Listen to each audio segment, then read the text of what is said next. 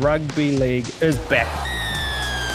Drum roll, please. You're a true Warriors fan. I have no recollection of that hot take. We don't all have to agree. It's good to be back. It's just a really boring team. Oh, no. Start winning some games. I think there'll be a lot of changes to the team. I've got them making the 8 for mine. Let's go.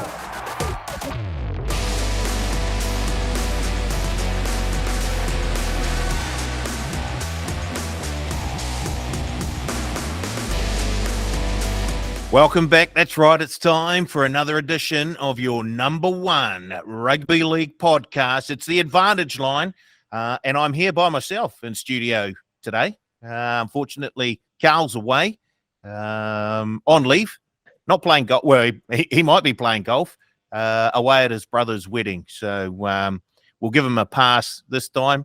Won't have to go to the judiciary, and he'll be straight back in next week. But who I do have, a couple of NRL pundits joining me. We'll head across the ditch first to somewhere in country New South Wales, I'm guessing, where we meet our good old friend, Nick Tedeschi. Oh, wonderful to be back, Paul. It's I assume Carl's at the Players' Championship this week after his ace a couple of weeks ago. They're just fired up after a huge round one. Like, sometimes you kind of ease into the season, it's a bit of a, the footy's not great. I thought it was an outstanding week. And that Penrith-Melbourne game, I thought we got an early contender for game of the year. You don't see that in round one, but that'll be right in the mix. And also joining us, I'm pretty sure about 150 metres from Papamoa Beach, is our good friend Blake Ashford. Blake, welcome aboard. Thanks for having me once again, Paulie. Like Teddy said, great round one. I was there at the Warriors game. The atmosphere was electric. It was a fight trying to get out of there after the game. But look, I didn't see you there. I heard you were doing the rounds. Tried to get all your questioning in before kickoff so you could get to the bar. This is just rumours, of course. No evidence. But it was a good round one, and excited to rip into it today. Former Advantage Line panelist Matt Fisk said he saw you at the ground, Paul. I'm pretty sure that wasn't on the sideline. I reckon that might have been at the bar. There we go. We got some evidence. Yeah, I can confirm that I did meet up with Fisky at the Wars game. I had no drink in my hand, and at that time, neither did Fisky, as he was walking through the gates to get into Go Media Stadium. So that's probably the only time he didn't have a drink in his hand on Friday night. But you're right. I agree with both of you. It was a sensational first round, especially if you include the 2 games in Vegas. Just a great way to start the season. Hopefully, the NRL are locked in for 5 years. In Vegas, and I think they can build on this as long as they have some very, very good teams heading to Vegas at the start of each season. But we'll get to what happened this week. But before we do that, Carl usually has a divided opinion piece here where he just asks a question that you don't know about. I won't do that. I won't do it in the style of Carl. I'll do it slightly differently. I'm going to go to Blake first, and I'm going to ask him which team was the most impressive in the first round, and then I'll go to Teddy and ask him which team was the least impressive in the first round. So, Blake, you give me your best team performance of round one, please. There's plenty to choose from. Teddy just mentioned, obviously, the Storm Panthers game, but I'm going to go a little bit left field here. And I know the Titans had a lot out, but the way the Dragons performed, I think, was pretty good. They do have impact all across the field, and it was an undermanned Titans team, but, you can only play what's in front of you. And they turned up last game of the round, and I thought they were probably the best performance. Maybe it's because we all expected them to finish bottom of the table or thereabouts, but the way they performed definitely sent a message to, I think, a couple of teams that they might not be so easy to get over this year. Teddy, your worst performer for round one, and you can't include referees this time. Oh, well, you ruined that one, Paul, because I had Casey Badger lined up for that penalty try she gave. But We'll stick with that game. I thought the Dolphins were very unimpressive and very un-Wayne Bennett-like. There were some pretty ordinary teams there. The Titans, they were bad undermanned. The Dogs were very powerful. The Knights were hugely disappointing. But the Dolphins, they're going to rely on their stars. They haven't got the depth there to really. I thought Hamiso Tabuai-Fidow had a Paul Carriage-esque game. It was that bad. That trapping the ball and kicking it straight to Helium was as bad a try as I've seen conceded in the NRL. It was disgraceful. So I thought the tackling was bad. I thought some of the selections were a little odd. Like, I'm not really sure why Tessie New was picked over Jake Averillo. There were, why Cody Nicarime was picked over Isaiah Katoa. I wouldn't be surprised if by 4 o'clock this afternoon, if we're recording this on a Tuesday, that's there are a few team changes come through. But yeah, the Dolphins, for mine, very disappointing. I thought last year they built a pretty successful season on toughness, and I thought they were anything but on the weekend.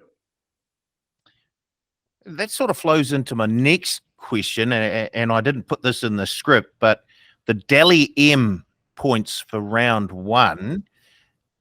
First of all, the judges are anonymous. We don't know who's picking what game, and whether they're the same judges for next week or whether they get changed. But some of the points that were dished out, Nico Hines, 6 points in the Wars Sharks game. He didn't look like the best player on the field for mine. Did you see it any differently, Teddy? Look, I don't think he was the best player on the field, but the Sharks didn't have a lot of standouts. I thought Talakai was probably their best player. But the Hines was not nearly as disgraceful as the giving a point to Hamiso Tabuai-Fidow, who had one of the all-time shockers of all time in a team that got beat by 25. Like, honestly, Stevie Wonder must have been doing the voting for that game, because you can't, like, the person should be hung, drawn, and quartered for that. I know Ruan Sims put in a strike a few years ago for giving points out when she wasn't watching the game. Yeah, a good mate of mine, Ben Ikens, talked about giving some votes when I think he was very, very clearly wrong and got lambasted by me for that one. But there's got to be some accountability here. And it is a sad, sad state of affairs when we are yearning for the days of Chippy Frilingos and Buzz Rothfield giving out votes. But at least they were a little bit more consistent. They watched the games. They're probably speaking through their kick, but at least it's a bit more honest. And Hamiso Tabuai-Fidow was not in the top 33 players on the field on Sunday. So, yeah, and I love the hammer, but he had a shocker. And to get a Dalian point, totally devalued the award. Blake, how did Joey Manu not register any points in that game against the Broncos? How did he not get anything? It is like Teddy just blew up.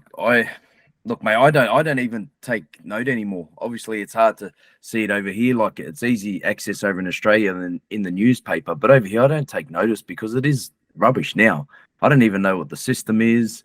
How are you judging it? Like, what do you judge it on? Like, I suppose if you say you had a forward doing it, he would want to mainly look at the forwards or who's doing tough carries, who's making all these tackles. So everyone's going to have a different point of view of how they view a game. But look, mate, how Joey Manu, when he was the talk of Vegas, the talk of NRL round 1 with that flick pass and just how good he's performing, and didn't even score a point. I mean, it is ridiculous. I just hope that whoever does end up getting it this year is not an uproar like last year.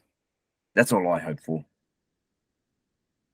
Right, let's get on to some positive news now. Enough of that, although we might get Teddy to touch on the performance of the referees maybe a little bit later in the podcast. In fact, that could become a podcast all in itself, to be fair. Teddy reviewing the performance of all officials from the previous round. But we'll get to the stuff that happened on the field. And I want to have a look at the Wars game first, because that's the one that sort of will have most interest from a good proportion of our listeners here. And it started so well for the Wars, Blake. Got out to a nice lead. They probably should have been up by 20-plus points at halftime, the amount of opportunities they created. Just weren't able to finish them off. And in the end, they were unable to score another point after that. and the Sharks came over the top of them. How did you see the game? Well, the Warriors played 35 minutes of 2023 football. That first 35 minutes was outstanding, and you're right. They should have been up more. And then in that last 5 minutes, the discipline started to creep in. There was some drop balls. There was penalties going against them, and they let the Sharks in. And to go in at 12-6 halftime after such a dominant display, you could say maybe the Sharks had their tails up coming out. Look, in the second half, from where I was sitting up top, it just looked like it was disjointed. There was too many the penalties were just given away by themselves, just hurting themselves with attack and then their discipline in defense. The Sharks just ended up going through the middle where the Warriors are usually good and had all the joy in the first half. And then to add on top of that, when they were chasing the game, a lot of their play was sideways. They were giving Roger the ball out the back, trying to beat 3 defenders. Look, I know you need to get him early ball, but their best plays were, you look at the Adam Fanua-Blake try, it was straight, direct. Wade Egan jumping out, direct to Adam Fanua-Blake. Luke Metcalf, a bit of brilliance, but he went direct. Off his left foot, direct. Even towards the end, they threw a little play where Roger hit a direct ball outside Ramey and almost scored. That's what the Warriors are best at. So for me, going forward, I think they need to take those positives out of it, because the things they need to fix up are pretty easy. But it was, a bit of a downer being there because the atmosphere was huge. There was a party at halftime, Paul. Seemed like a nightclub. I didn't have any beers in hand, so I was pretty tame. But it was a downer in the end. But there are some work-ons there for the Warriors, and I'm not off them yet. I'm not scared after round 1, put it that way. Teddy, the lack of discipline was very un-Webby-like, and it was something that we saw a big improvement on last season with the Wars. Are you concerned for the Wars, especially with the upcoming schedule that they have? Well, I'm concerned that pre-Mawadi interview, the Warriors were making preliminary finals, and post-Mawadi interview, and letting him into his house, that they've gone 0-1 as a big favourite. So that's somewhat of a concern. You look at all the stats. There is no way the Warriors lose that game. Even with the penalties, penalties were 8 apiece, errors 11-9 Sharks, missed tackles 34-9. It was about not taking opportunities, and that stuff is easily fixed. I don't think there's anything inherently wrong with the way the Warriors played. I think Blake was spot on when they got away from being direct. That became a real issue for them, and I think there was a little bit of panic in that team as well. I think the weight of expectation, I think this might be a bit of a theme that the Warriors will be dealing with for the next month or two, is how they deal with that weight of expectation. Last year, no one expected anything from the Wars, and they just built up that momentum, and it was an amazing season. Whatever way it happens, those seasons are never replicated. You've just got to build on it and kind of try and build something sustainable. The Warriors obviously have a team that's good enough to do it, but the potential loss of Wade Egan for a while, I think that's a big issue because he plays fast and plays direct. Those hookers are severely underrated. When you've got a slow hooker who takes time to make decisions, who holds onto the ball too long, who plays too sideways, you can run yourself into some trouble there. So we'll see what Freddie Lustig's got to offer. I don't think there's any long-term concerns for the Warriors here, but you've really got to be punching through that middle more because they've got some great middles and they've got some real fast leg speed on the edges as well. And a player like, say, Jackson Ford, who I thought had maybe his worst game in Warriors colours on the weekend, he's better than that. I wouldn't expect him to be able to replicate that. But the good thing for the Warriors this year is you've got depth there to replace if it doesn't come off here. Nia Corey's waiting in the wings, And the one thing that we talked about last week that hasn't really mentioned since, what Chance does for that team, that is like he does all the little things like setting up the ball, but he directs the attack and directs the defense and gets them in the right position. And you just have to look at their cover record. They cover 75% of games with him and 33% without him. Like, that says a lot about where the Warriors are. So getting Chance back will be key for them. I must touch on, when you said about the Wade Egan thing and the depth, there's only that one position. That's the one the Warriors cannot afford because they've got depth in the forwards, they got depth in the backs. I watched that New South Wales Cup game. Their forwards and their backs are stacked. that one position they can't afford is dummy half. They need Wade Egan healthy if they're going to give this a nudge, because after Lussick, then you're looking at maybe a Jazz Tavanga who's been playing front row, or Paulie Roach who's on a train and trial. So that's where the depth sort of is low at the Warriors at the moment. And Jazz had a massive game in New South Wales Cup. His numbers were incredible, like 250 odd meters, 40 tackles. He's really banging the door down. It looked like it was going to be the perfect night too when the New South Wales Cup team got up in the shadows of full time. But it wasn't to be, so we move on. But before that, we'll have a quick look at a number of the other games. Teddy, the Raiders, another one of the dogs that got up, covered, not just covered, but won. And this was a team that I think maybe one or two of the panel had as spooners, or certainly down in that bottom 3 or 4. But they turned up against a very disappointing Knights team. Yeah, not surprised they turned up. Ricky Stewart team's turned up in round 1, and he's covered 10 of the last 11 now since joining the Raiders. He always has them fired up for round 1. The problem is he tries to get them fired up for 30 or straight weeks, and it all goes into the can pretty quickly. But I thought Newcastle shot themselves in the foot time and time again. And this is what we said in the pre-season about the Knights. They're just going to rely on Kalen Ponga to be the hottest player in the game, and that's just not sustainable. That is just not something you can rely on. And we saw this with Parramatta after the famous Haynes season, and they just went backwards. I'm not surprised the Knights went backwards. Although the Raiders were maybe a little better than anticipated, but I'm certainly not backing away from the Raiders as a bottom 4 team. I thought there was 2 bad teams playing each other, and the value was with the Raiders, and they proved that. Blake, if we move on to one of the matches of the round, the Storm holding the reigning premiers to no points, 0, zilch, nil, holding them to nil. That was a huge effort by the Storm. Without Cameron Munster, without Astofa Solomona, and well, if there's nothing more surer than Texas than a Craig Bellamy coach Melbourne Storm team winning round 1 of the season. Mate, they were superb. Look, I did think that Penrith were going to have that sort of lull at the start of the season. I've been calling it for a couple of years, and they keep defying the odds that, the amount of games played, they just turn up year in, year out, and somehow are just looking tip-top shape.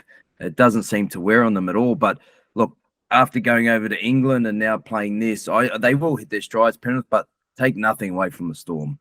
You mentioned the players out. I know a lot of people would have jumped on Penrith once they heard Munster and the like were out, but they were outstanding. Through the forwards, even their backs, it was the whole game. Like Teddy said, it was one of those old school games, just a real defensive efforts, those 1% things. And you wouldn't, it's those 2 teams that for the last 10 years have shown that to win competitions, you need those 1% things. Penrith had their chances, but it was the Storm that just kept showing up. Taylor May surprised me on the losing team. Probably one of the best on the field at centre. Seen him play a little bit of wing and never, they did say he was going to play centre. But for him to come out, run the meters he did, look as powerful as he did. I mean, that's something that Penrith can lean their hat on now, signing Isaac Tungo as well. Their side will probably be going higher up once again this year. Teddy, the Eels 26, the Bulldogs 8. Cameron Ciraldo, he sounded almost like a New Zealand Test cricketer, where it's not the result we're aiming for, it's the performance that we put on and the amount of kids that we entice into the game. Oh my God, ranting coming! Seriously, what is this? The amount of talent he's got.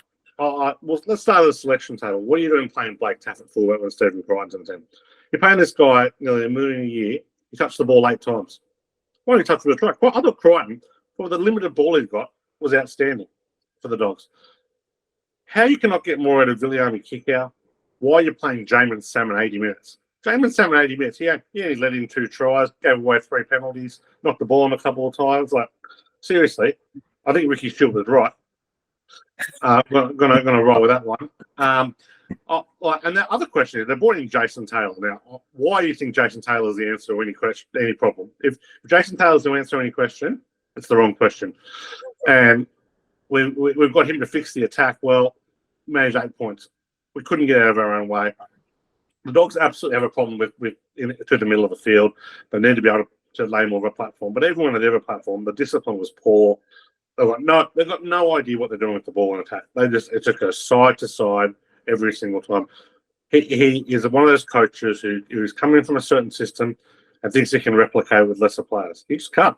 Like you can try and tell yourself Jamin Salmons, Isaiah Yo, yeah, all you like. It's not going to work. You know, it's just like you've got to be a bit more creative. And I've got serious questions. The talent is there at Canterbury now to not be this bad. And over the coming weeks, we're going to soon see what a coach Cameron Serraldo is, because they gave up the 4th highest number of points per game in the NRL era. That includes teams like the 98 West Magpies, who are utterly horrific. So he's got all this talent there. He's got Crichton, he's got Kickow, he's got Burton, he's got Reid Marnie. This is not a team that should be in the bottom 4, but they're destined to it. And at some point, coaching and the general manager who's giving all these players has got to be answerable to it. Is there a chance we could see Burton move out of the halves, or do they just not have the depth to replace? Is that his best position? I've got no problem with being 5'8". Like at the end of the day, you've got to play your players in a position where they get the ball. You play them at centre, it's going to be the Stephen Crichton problem all over again. It's going to be no one's going to get the ball. You know, I'm sorry, Drew Hutchison's just not going to get you the ball. It's like I've got no knock on Hutchison. He tried hard, but he's the best possible solution at halfback. But he's not the answer long term. You've got to play players in the position that where they can get the ball and touch the ball, and you've got to play you don't have the luxury of being when you're a bad team of stuffing this. Like, why was Josh Curran on the bench? Josh Curran was outstanding when he came onto the field. Josh Curran should have been the 13 from the get-go. A game plan should have been built around Josh Curran playing lock. Like I don't understand what goes on. You look at some of the younger players and the lack of development that we've seen there. Like for a coach who's supposedly, the next messiah, as he was being labelled before he came to Canterbury, the next great coach. I haven't seen a single player improve under his coaching. We're looking at all these young kids, Papali, Giraffe, Skelton. None of these guys have come on really well. We've seen Ryan Sutton go backwards at a rate of knots. Reid Marnie was poor last year.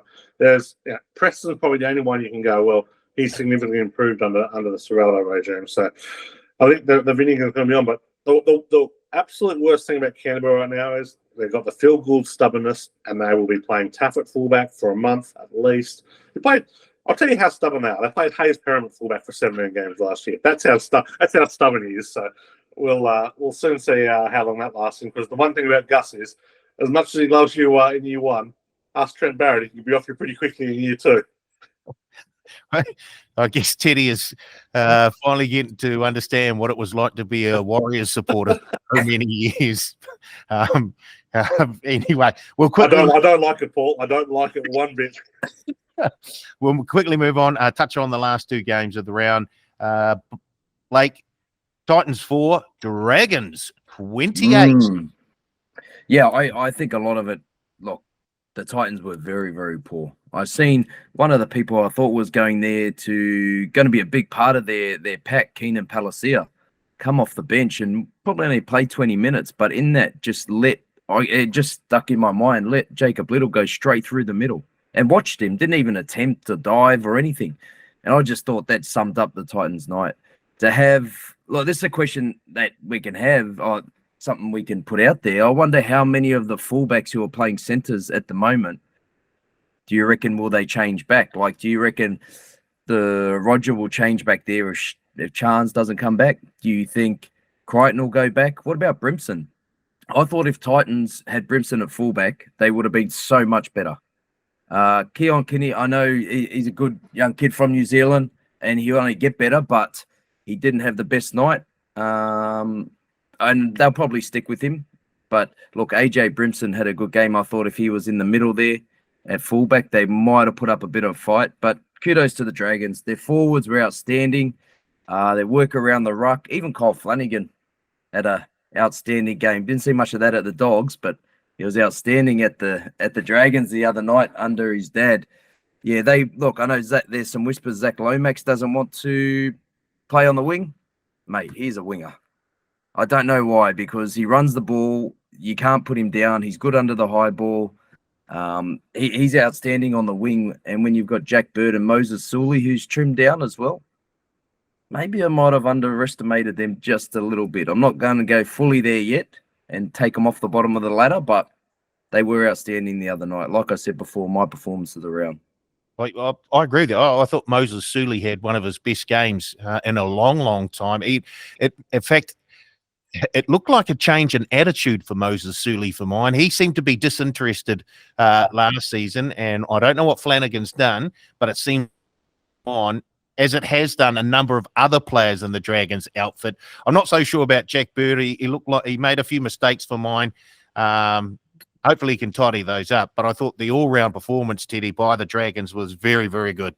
I'll tell you what's happened to Moses Sully. I thought it was one of the great performances, but was it worth it? He's given up KFC. No kernel for Moses Sully. So it's a big sacrifice to make. He might be in line for Dalian Centre of the Year right now, but is it worth it? But breaking news, you're not going to see my shape change because I'm not willing to go that far as a sacrifice. I know, it's just seemed a little too far for me, but I think you guys raised a good point as well. Like, not only Kyle Flanagan, Raymond Fatala Mariner Yes. looked like a statue for the last 2 or 3 years. He looked like I could outrun him, and he had a sensational game the other night. So, kudos to Shane Flanagan. Like, he's an underrated coach. He's done a good job, and he's pretty adamant after the game. We're not running last. So it's hard to disagree. Last game of the round, Teddy. Very disappointed. A number of multis finishing on the Dolphins, and to be fair, they were never really in it. In fact, the 18 points they scored actually flattered them. To be fair, 43 Cowboys, 18 Dolphins. Yeah, we kind of led with how bad the hammer was. He wasn't on his Pat Malone in that game. I thought there was some very, very poor defence, particularly on that left edge. I thought Tessie New was really, really poor. Not a lot of creativity in attack. I think that's going to be an issue for them going forward when O'Sullivan and whether it's Nikorima, Katoa. I think that's going to be an issue going forward. What they do, I wonder what they do with Herbie Farmworth. I thought he was one of the few shining lights for them. Whether they look to play him at fullback, I think to get more involved, we'll soon see there. Positives for the Cowboys, though. They absolutely shot the blocks. They were fantastic. They were as slick as you've seen any team in round one. They weren't up against a lot, but this young Kyle Labert, he looks like he is something else. He's turned a foot. His explosion, like, really, really impressive. He's going to have 5 tries in 5 first-grade games. He's already international for PNG. They've got a ton of depth on the edges there. And now and Luki has started, but they've got Fina Fuiaki in the wings as well there. Yeah, I think the Cowboys, don't want to go too hard on kind of recency bias of round one, but very, very impressive, the Cowboys, and might have underestimated them a little. I think they had them 9th or 10th, but they could easily force their way into the 8th. Blake, that little dummy from Laybutt as he burst through to reminiscent of your days playing? No, Paul. I was probably tackled out over the sideline. Or I passed it to Fussatua or something. I don't like getting tackled. I'm more of a touch person myself. Mate, he was like you said, Teddy, he was sharp. The show and go. I love to see it. How I'll tell you what, the Cowboys. I don't know if it's Toddy Payton, but they looked. I'm going back 2 years, I know, but they looked outstanding when they're throwing the ball around. Did not give a care if it come off. Beautiful. If it didn't, they still went back to it, which is something you have to do. You can't be scared to play footy. The way Drinkwater just flung that ball across 5 heads to Labert one of those times, to Lukey and Nanai the other times. Like, their edges are good, their forward pack's good. I think Drinkwater's in for a huge year. Has anyone got a better long pass than Drinkwater? Like, he just hits the man in stride every single time. Like, Highfeld's going to score 100 tries if this keeps going on. Yeah. Right, that's a wrap-up of round one. The usual spot now is the NRL grid, and we are doing the NRL grid from Monday, the 11th of March. So if you haven't done it already, stop listening, get it out and have a go. And we'll go through our results now. So what we had was a teammate of Petro Civoniceva, a Raider for at least one game, debuted between 2005 and 2010. And then down the left-hand side, we got played one game at least for the Panthers, less than 50 games, and then played at least once for the Broncos. So if we head up to the top left-hand corner, played for the Panthers and was a teammate of Petro Civoniceva. Blake, who'd you have? I had one of my old teammates, Masada Iosefa, 0.68. Oh, how good. Some insider trading going on there. There's a lot of that going on, you see. Teddy, I'm guessing that Blake's got the best score for that square. He does. I thought I did all right here. I've got current coach of the Orange Hawks out here, hard-working tackler, Shane Rodney, 1.52. I went down, played down the middle of the crease here. Peter Wallace, 4.18. This is a classic Paul. So we'll be speaking to Tom Hackett about your effort you're putting into NRL gritty, Paul. Okay, next one. Played at least once for the Panthers and played at least once for the Raiders. Yeah, I was a bit stuck here. I ended up with the hard-hitting Nigel Plum, 9.87. Oh, I'm glad that you did that. Teddy? I struggle this one. I've gone back a fair way, and I'm a bit disappointed with the score, 4.51. Matt Adamson. Oh. He had a year with the Raiders to finish. I lived in Canberra for 8 years and saw a lot of very bad Raiders players go around. So this is a real strong suit of mine. I went with Scott Sorensen, 9.96. Right, next square. Played for the Panthers, debuted between 2005 2010. You could have had a lot of people out of that under 20s when that came in, but I've gone Lachlan Coote, 2.68. Teddy? I've got a brain for this one, 0.38. He had a tattoo spelt across his chest that was spelt incorrectly. Justice, spelt wrong. Jared Samet. Well, I think might still be playing in England right now. Yeah. Right. I went with Nigel Plum, 1.99. Not too bad. Okay. Next square, less than 50 games and was a teammate of Petro Civoniceva. I thought this was a bit too high. I went Leon Bott. And those wingers from the Broncos that came on here, 2.97. Thought, yeah. I also got 2.97. I also thought it was a bit high, but I got a different Broncos winger, Tame Tupo, who Wayne Bennett called Gary, so he was known as Gary Tupo for a while. in all modern political correctness. Right. I got 100 for this one. I went Kurt Baptiste. Unfortunately, he played more than 50 games, so I thought he only played a handful. But he played quite a few. In fact, he played more than 50 games for the Raiders.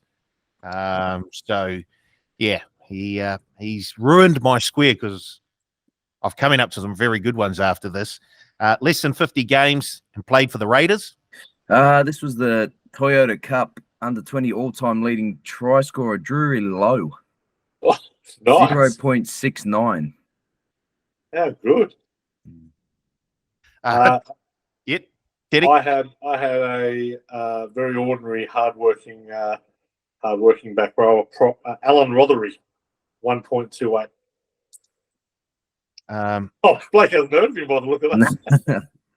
I actually typed in Morgan for Morgan Smithies, and he didn't appear. He did not appear. He didn't come up. So I thought, oh. So then I went, okay, how about Ethan Strange? And he did come up. So I took Ethan Strange. That was a wizard. 0.10. Well, what about you? If this was limited to 2023, 2024 answers, you are on fire, Paul. Well, how is Morgan Smithies not there? I'll speak to the guy. He hasn't updated, has he? Yeah. I got one in my next one that's not there that I was filthy about. Less than 50 games and debuted 2005, 2010. So I tried to go Will Matuka, who I think only played 1 or 2 games. Couldn't find him either, Paul. So I ended with Penny Tungave, 0.55. Oh, huge. He played a bit of college football, I think, in America after as well, didn't He did. Baylor, I think it may have been. he? Yeah. I went. These were dark times for the Bulldogs around the 2008 mark, and there was plenty to choose from there. And I've gone with a player I really didn't like too much, and I'm sure Blake Brown rings around plenty if you ever come up against him in one of his 30-odd games. Tim Winatana, 0.83. Winatana, yeah. I went with someone who was taken from us far too soon, Sonny Fye, 0.44. Nice, Paul. Next one, Broncos and Sivanasiva teammate. So this was just chance. I was listening to it on the way home. His podcast, Dean and Kemp, a brain, 0.26. Oh, well, fantastic. You'll hear his name again later on as well, because I've had him as well. But I've also got one of your last answers here. Leon Bott, 0.15. Brain. I was looking for Ben Hunt. I typed in Ben, and then Hannant popped up. So I took Ben Hannant instead. He was 2.10. Ben Hunt. That was as deep as you were going to go, wasn't it, on Petro Similar teammates? You want to go Darren Lockyer, Corey Parker? Next one, played for the Broncos, played for the Raiders. I went one of the South Sydney juniors, Reece Robinson. Oh, Played nice. for many teams. Yes, about 5.02, so not nice on the score. Lebanon International. Yes. I was disappointed with this score as well. I'm guessing that probably weren't too many answers. I got 4.14, Tom Leroy Lars. Yep. I've got a wizard for this one. Craig Frawley, 1.53. Fantastic. Wow. Was this a list? Were you just scrolling through the list here, Paul? Yeah,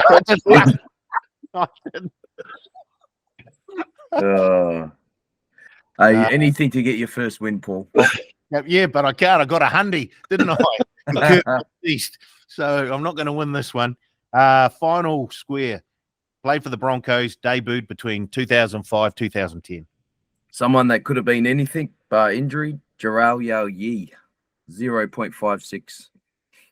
Cracking fellow as well, Jarrell. I get the feeling we've got the same player here, Teddy, a brain. Yeah, Brain. Mentioned earlier, Dean and Kemp, 0.38. 0.38. Yep, we do indeed. My total was 120.7. But obviously, without Kurt Baptiste, I'm looking at high 20s. Oh, I got 23.3, so I think you would have beat that, Paul. 16.2. Twee.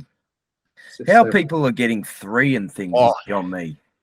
Oh, there's like people are just out there, just like they must just be going to a rugby league project and just like scanning through the list, just like they figured it out.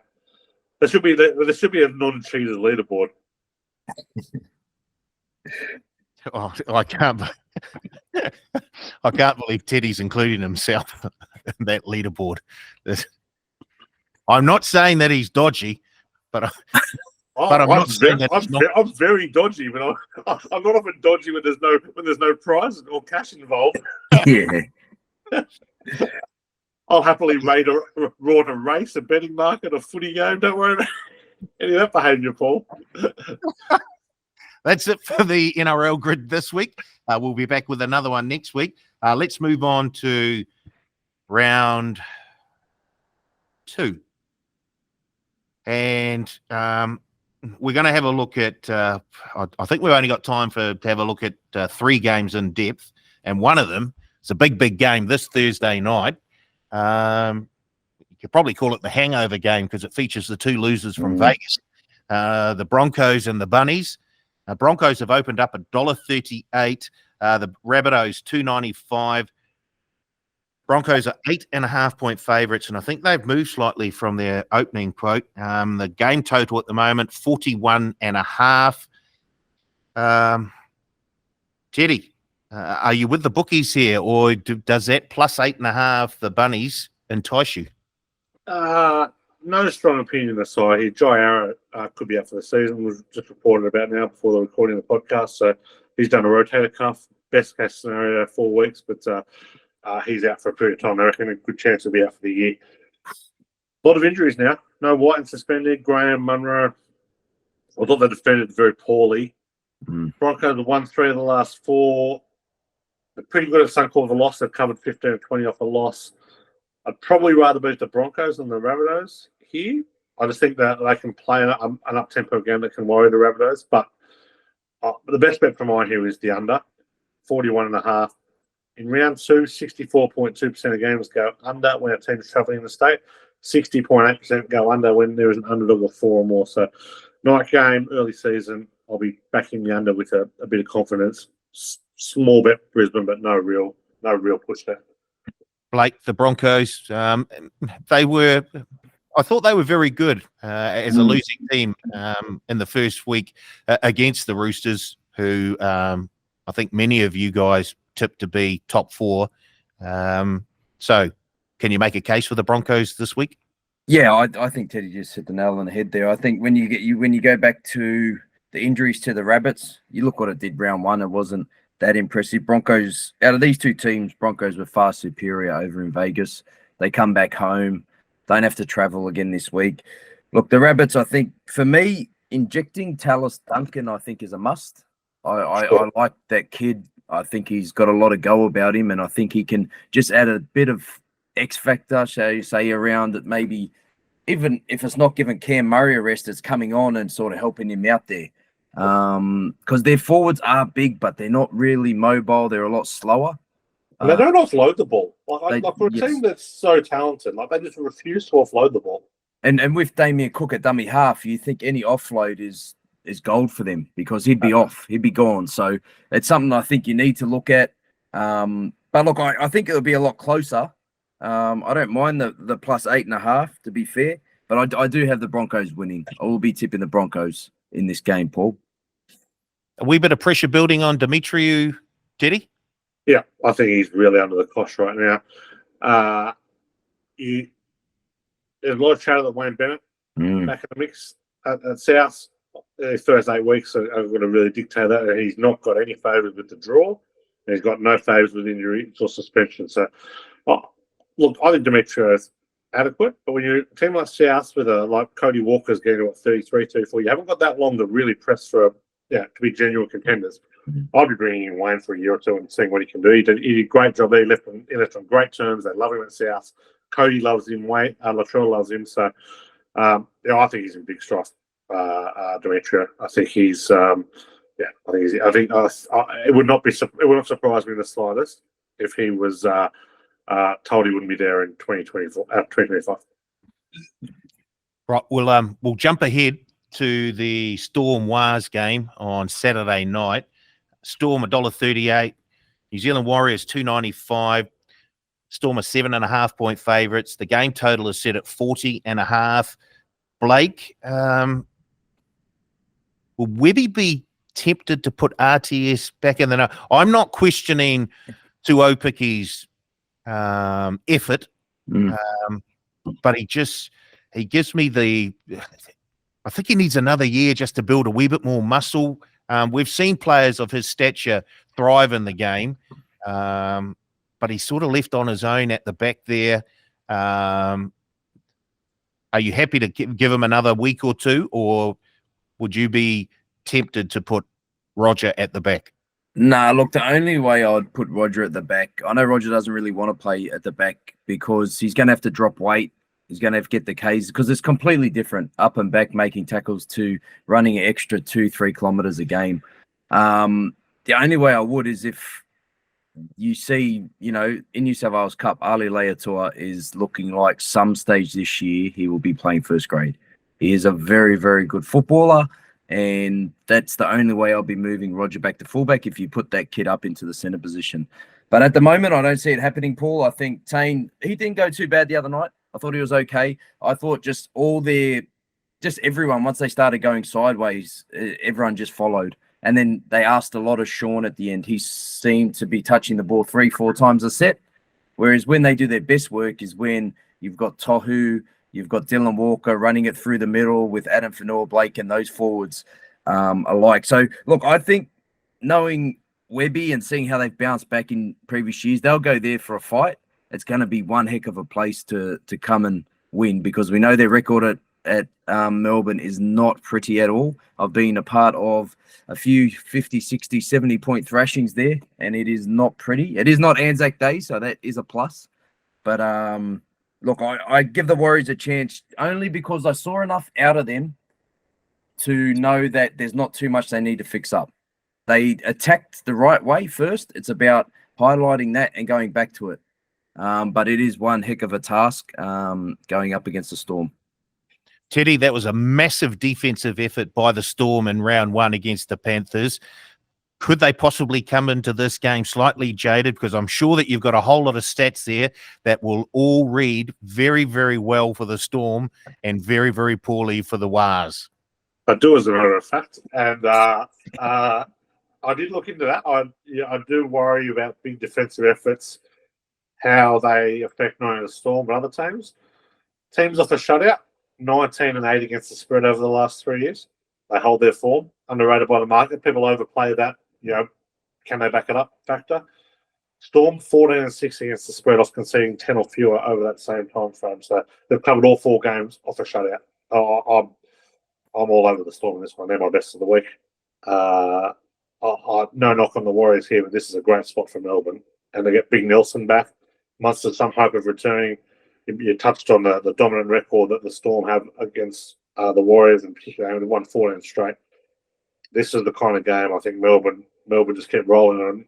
I probably have a slightly different view if Chance was there, but 5-11 against the spread with no Chance, 9-3 against the spread when he does play. I'm all over Melbourne in this one. We can't finish the preview of the Wars game, Blake, on such a sour note. So I'm coming back to you. You give us just a little a shine, a little ray of sunlight, some hope that the Wars can get up over the top of the Storm. I just said it before, Paul. The way they're made up, it's made up to go there and be tough and win. They are a tough footy team. I think they can go to Melbourne and do a job. Just maybe Melbourne, who don't really handle teams too lightly. We have seen them lose games in the past at Amy Park. When teams have come in and not expected to win, which we know the Warriors haven't won there in a long time. So, look, I think they're going over there to do a job, and Webby's going to have them focused in. I mentioned that there's not too much to fix up. I think they'll do that this week. Go over there, Paul. I think the 1-12 is quite possible for the Warriors, mate. But, I'd be lying if I didn't say I think the Storm are going to win. Right, we'll leave it there. We'll move on to one other game before we touch on the other ones very, very briefly.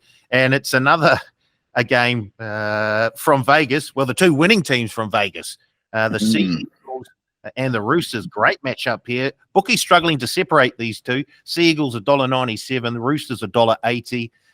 The Roosters 1.5 point favourites, and the game total is set at 41.5. Teddy, bookies trying to separate them. Can you separate them for us? Big watch on team list when they come out this afternoon.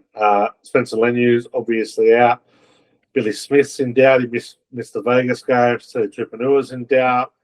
JWH played reserve grade last week. You expect him to be back. Dom Young, is he back this week? I really want to see the makeup of this team before jumping. I'd rather be with the Roosters than Manly. I think they're a better team. Not a lot of a push. They've won 7 of the last 10 against them. What I am very, very keen on, and I was particularly impressed by the Roosters' defense in the opening game.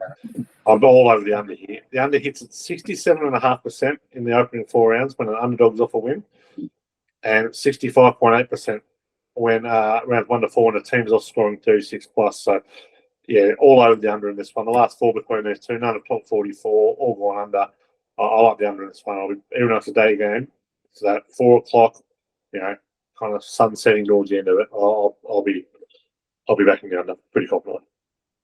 Blake, have you got an angle in terms of this game between the Sea Eagles and the Chooks?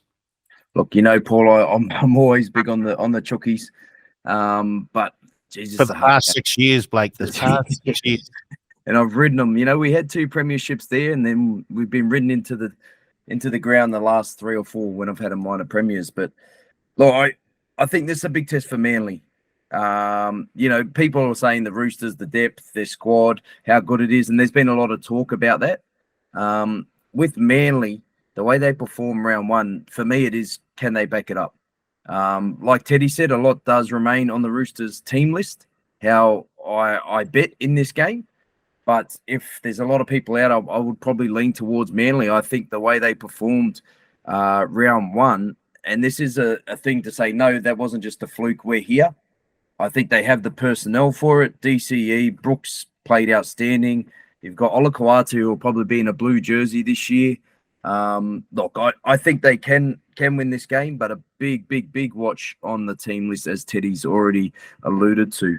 That will sway my betting. I'm at the Roosters at the moment. Injuries concern, I'll probably jump to Manly, Paul. You bring up a good point. Brooks, he did look good in game 1, but I think this is a big test for him, and we might get a sort of a better idea of just how good this combination between him and DCE is going to be for the rest of the season. I'm still not buying him at the moment, but I was glad to see him perform well in round 1. Teddy, Brooks, you've never been a big fan. Was there enough there in round 1 for you to maybe change your, I guess, how you think about Brooks? Yeah. Look, I wouldn't say I've never been a fan. I was at the SCG when he made his debut, and I thought, here we go. He's a superstar on the rise. And I'll give Brooks enough. He was given very little hope of succeeding at the Tigers. So fair play to him. Fresh start. He was outstanding in Vegas. I think he faced a much sterner test this week, though, with the Roosters. One of the problems you're going to find with South over the next month with all those players out is their defence is very, very soft. They miss a lot of easy tackles. Richie Kennard's out of position constantly. You're just not going to get that from the Roosters this week. It's not going to open up for Brooks like the Bunnies did a couple of weeks ago. So, I think what you want to see out of Brooks week after week is you want to see him probing. You want to see him looking to run. You just don't want to fall back into that when things are getting tough, just to sit on the back foot and pass it off or whatever. Like what I was impressed most by his energy last week, and I in Vegas. And if he brings that again, I think a game and a good season. But yeah, I'm never backing Luke Brooks to be a superstar, but I think he can be a contributor for Man this year. Right. Let's touch on the remaining games. Teddy, you can go with this one. Sharks, Bulldogs. Sharks, $1.33. Bulldogs, $3.25. 8.5 point favourites, the Sharks, and game total 39.5. Oh, you've got to back the Sharks here. There's no way you couldn't be on the Sharks here. They've won the last 5, all by 12 plus. They're also 23 and 15 against the spread when favoured by 4 or more. The Dogs have shown absolutely nothing, and big starts are rarely their friend, coming only 9 and 26. Getting their 6th start, chips in the Sharks. That was quite definitive. You can have a look. Panthers, Eels. Panthers,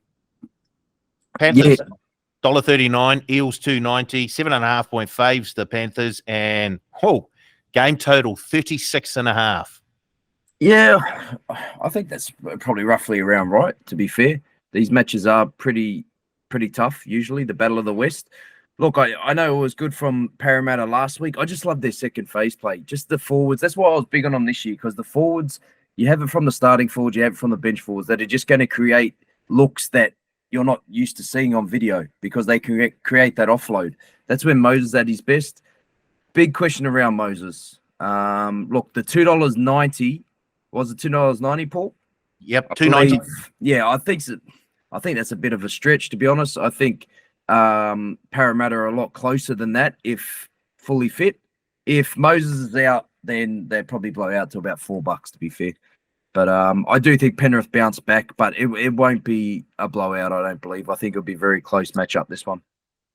I'd love to see some stats around what the Panthers are like coming off a loss sort of thing. Would you like those stats, Paul? Would you like those stats, Paul? I have them right at hand here. In their last 15 games off a loss, they've won 14 and covered 12, and they've covered 6 straight at Bluebet off a loss over the last 3 years. About to say, when was the last time they lost? I mean, They don't lose often. Yeah, in a while ago. Teddy, Raiders, Tigers. Raiders 146, Tigers 265, 7.5-point faves to Raiders. Game total 44.5. Absolute poison, the $1.46. Chips in the Tigers in this one. Like, Tigers are fresh. They'll be geared up for this one. A few numbers around the Raiders worth noting. 12 and 29 against the spread as a favourite. They've covered 4 of their last 14 as a favourite of 4 or more at Canberra Stadium. They've covered just 12 of their last 38 off a win. I am chips in the Tigers here plus 7.5. I think they can win off the stick. Backing them straight out. The other great bet in this game, daytime game, the numbers inflated. The under is a sensational bet here. Angles everywhere, above around the 69% mark as well. So love the under, love the Tigers plus, backing the Tigers straight out. Philip. You hearing anything out of Tigers camp, Blake? What about the halves? I heard Aiden Caesar may not be in the starting lineup. Yeah, there was chat, I believe, around Galvin, Yep. who might be in there, and he performed well in the limited time we saw him. I thought he was good. If he does get the nod, look, I'm all like Teddy said, we're throwing the chips in. I'm in on the Tigers. I do like a rested team going into this. I think we haven't seen anything from them yet to obviously look. This is the happiest time to be a Tigers fan. We're just outside the 8. The expectations are not too high. We haven't seen anything yet. Trial matches aside, they don't count. So this is the first one. My hopes are high. I think they go to Canberra, and how many times can Ricky Stewart post that FM sticker on top of the locker and get the buy-in? Like Teddy said, it's hard to get everyone up for 30 weeks of an NRL season. If I know Ricky, he'll be doing it every week until that sticker, he'd run out of stickers. Blake, Cowboys, Knights, Cowboys 142, Knights $2.80. The Knights 7.5-point underdogs, and the game total 46.5. The way the Cowboys have been performed round 1, and look, I had them in the 8, but the way that their teams assembled and put together, and there was a lot of question marks around round 1 with them, but the way they turned up, they've unearthed a couple of stars. We already mentioned Laybut, Fini Fuiaki, I think's big plus coming off the bench. And then you got Griffin Neame, the Kiwi, who I think is huge through the middle, gives those old veterans a rest when needed. So, look, I think the Cowboys win this and do it quite comfortably, Paul, after just seeing that round 1 knock and the way they're ready and able to play footy. Plus also the James Maloney effect. Forgot all about it till round 1. As soon as he goes to a team, mustn't be whether he's playing or coaching. Geez, they look good. The Maloney effect. I'm not going to say that's baloney, but boy, oh boy. Final round of the game, Teddy. Dolphins, Dragons. Dolphins, $1.87. Dragons, $1.92. Game total set at 45.5. I'm in a very rare, as you know, Paul, a very rare forgiving mood. Not normally part of the Tedeschi trait, but going to go with the Dolphins here. Small. Saints are super impressive. Dolphins super unimpressive, and I really like backing against the public in this situation. So I think if this was round 1, take away what everyone saw last week. Dolphins are 4.5-point favourites, maybe bigger this week. So Dolphins also covered all 3 games at Redcliffe last year, so obviously got a little bit of an edge at their home ground there. Again, though, best bet the under. I think this will be a 6:15 game in Queensland, so it'll be a night game. 7.5% under round 1 to 4 underdog off a win. So yeah, Dolphins small, under big. Blake, does Bennett have to make a few changes here, or is he going to be? will he be Gould-like and just stick with this with the team for another few weeks? Does Avarillo come back in? Who else was there? Was it Jared Wallace, I think? Katoa. Katoa maybe in the sixth. And you also have the back rower, Lemuelu, who's been ruled out, I think, as well. I don't know if broke his kneecap, so he's out for a long period of time. Yeah, so look, well, you've got Ewan Aiken there, who's a versatile utility, who's a strong player, who's a Wayne Bennett molded type player, really. Does those effort areas well. Look, Wayne, I don't think he doesn't care. He's too old. He'll swing the axe, mate. He does not care at all. And he knows how to handle these players once he does swing the axe. So I think there might be a bit of reshuffling around. But I'm leaning with Teddy here. I really do like the Dolphins. Look, I was all in at the start of the show about how good the Dragons were, and that was it. But it was round one. I'm not going as far as to move them too much further up there. Look, I think the Dolphins do this and quite comfortably at home, and Wayne Bennett may wield the axe to a couple. Okay. I hope Shane Flanagan's listening to this. Might take a few tips out of it. I'll tell you what, that is a completely different looking Dragon side from the one we saw last season. And I'm just talking attitude. They just are just so much more. They've bought in to what Shane Flanagan is selling. So I think we're going to see a big improvement from the Dragons this year. They may not beat the Dolphins on the weekend, but I expect to see a similar effort that we saw in round one. So, yeah. Did you play for Shane, mate? Sorry? Did you play for Shane when you were at the show? Yes, I did, but the first year I went there was the Asada situation. Yeah. Well, that's why I was asking. I knew he covered the period, but whether it was that year. But you probably don't give an insight. Like, he's just an attitude coach, and you're like, does he prize effort more than anything else? Yeah, he does, and you could see that straight away. He is big on the effort areas. He talks to his players, gets them in the office and has those chats about things what they need to do. So he's a really good coach. Surprised he was out of the league for so long, but if it wasn't for those scandals, he probably wouldn't have been. I dare say. Yeah. I'll tell you what, though, one of the great blessings of him getting a coaching gig is that we don't have to listen to him in commentary anymore. That was a real struggle for Shane. I think he's a great coach, but as a commentator, he's a great coach. All the best to Shane and the Dragons this weekend. Right, it's time for some betting. And before we get to our bets for this round, let's look back to the last round. And I can tell you, it ain't pretty, lads.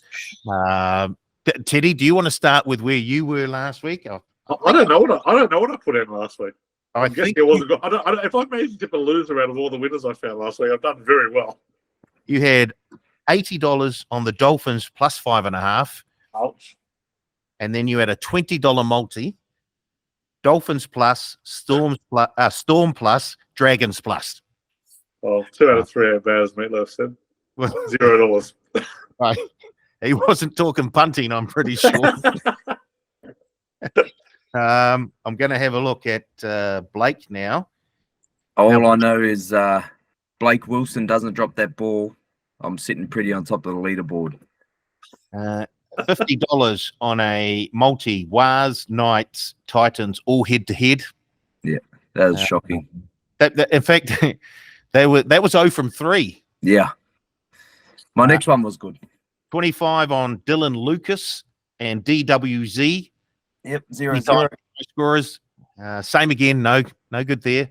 And then 25 on the Eels, 1-12, and the Storm, 1-12. Oh, Blake Wilson, catch the ball. Oh. It's a 1-12 game. I'm cheering on top of the ladder. That was paying $9.24, and for all those bets, you had 0 returns. Yeah. Although you weren't alone. We'll go to Surly now. $50 on the Wars, Knights, Eels, and Titans, all head-to-head. Well, at least he had one winner in there. 25 on the Dolphins and Panthers, 1-12. And then, of course, his 4-piece Wicked Wingers combo. Marju, Coates, Ravalava, and Montoya, all to score a try. Unfortunately, that was unsuccessful. In fact, Did any of them score a try? No, I think so. Ravalawa, maybe. I don't know. He did. No. He did. He didn't get far enough out for him. They kept scoring in the middle. Carl, $50 on a double. Storm plus 4.5. Waz minus 4.5. $20 on DWZ first, second, or third try scorer and Waz win. No. And then he had 30 on the Raiders and the Dolphins plus the points. I'll tell you what, the Dolphins really upset a number of punters, and they upset us as well because I had 75 on the Dolphins plus a point, and the other 25 I had Eels head-to-head, Dragons plus the points, and Waz 1-12. So, So what? All donuts for everyone. everyone, Beauty. Wow, we were all dunking. Yeah. So, hopefully, Teddy's got some stats around. Whenever we've gone over and around, we bounce back the next week and we all have a collect. I'm pretty sure that's what the stats would say. But if we go to you first, Blake, can you tell us where you're going to be spending your $100 this week? So I've tried to nail it back in a bit. I've just gone 3 games head-to-head. I've gone the Dolphins, the Cowboys, and the Sharks, all to win head-to-head. $70 on at $3.53. My other 30, I've gone the 4 underdogs, but all with the alternate line, plus 12.5. So the Wars, the Tigers, the Rabbits, and the Eels, all plus 12.5. $30 on at $4.44. Me for this week, 2 winners. Definitely bounce back. Teddy, obviously, you've got something tucked up your sleeve there. Yeah, I'll, for every if you speak to Vince McMahon, every show needs a good guy and a bad guy. I'm quite happy to play the bad guy on a show filled with Wars fans. So best bet, Melbourne Storm minus 7.5, $60. And I'll have the other 40 on an unders treble. Under 40.5 Cronulla Bulldogs, under 43.5 Canberra Tigers, under 46.5 Cowboys Newcastle. I think they're the correct lines. Is that right, Paul? Which games were they in? Under 40.5 Cronulla Bulldogs. 39.5 now. Oh, gee. Here we go. Paul's got the old trading team onto me again.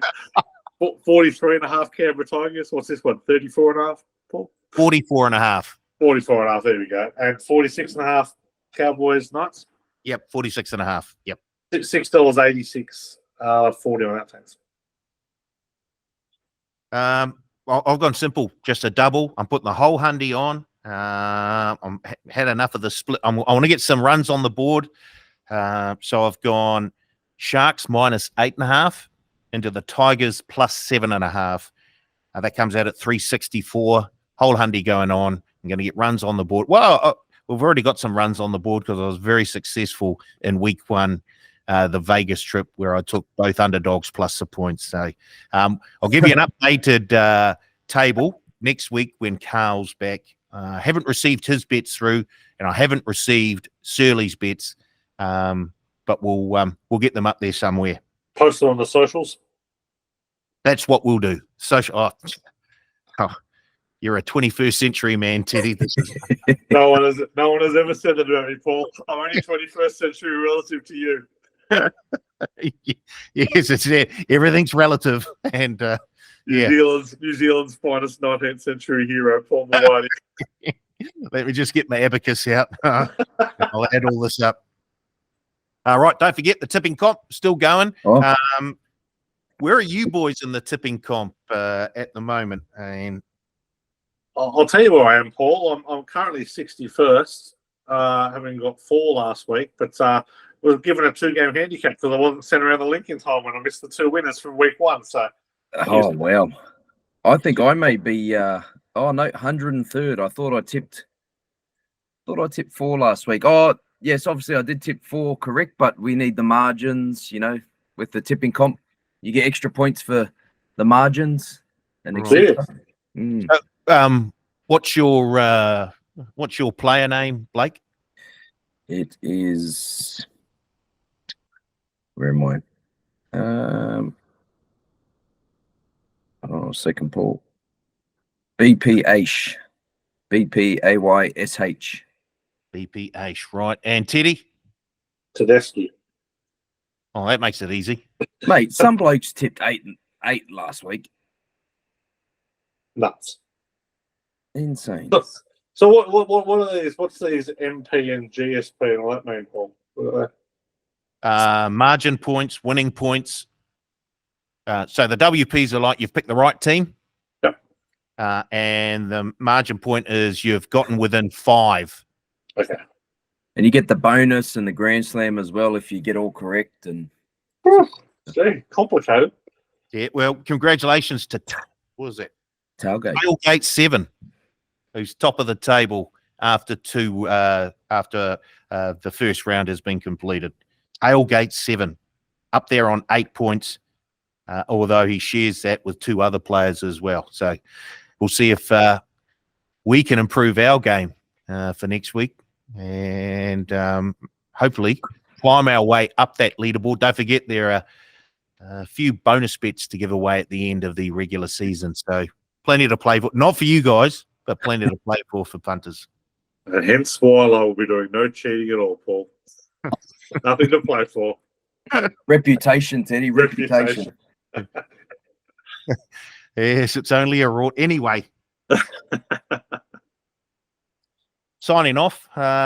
Anything you want to just leave the podcast with, Teddy, before we go? Yeah, really looking forward to refereeing appointments this week and seeing whether Casey Badger has been given a bunker official again, because the NRL is in all sorts if they've given her another gig. Surely you take the overs.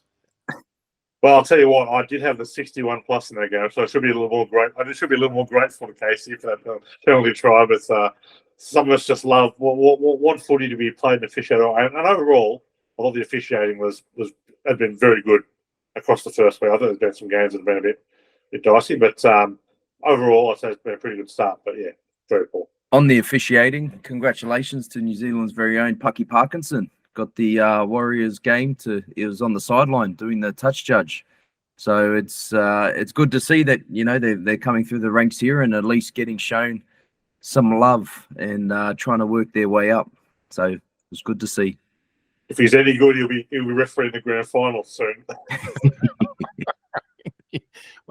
We may have to have a regular slot where Teddy gives us his rundown of the performances of the officials every week. I don't know we want to make this a 6-hour podcast, Paul. Rightio, that's it for this week. If you're going to have a punt, bet responsibly. Good luck with your investments. Up the wires. Let's hope they can stop this streak, this trend that the Storm have over them, and come out with a win. And for you West Tigers supporters, maybe we see you jump into the top 8 for the first time in about 30 years, I think. Blake, I know you'll be there, mate. The curse of it. Thanks for tuning in to The Advantage Line, your number 1 rugby league podcast. Don't forget, tune in next week when we'll have Carl back, and we'll probably have another guest as well. And we'll have, I'm pretty sure, one of us 5 will have had a collect. Because if not, you won't see any of us next week. We'll all be gone.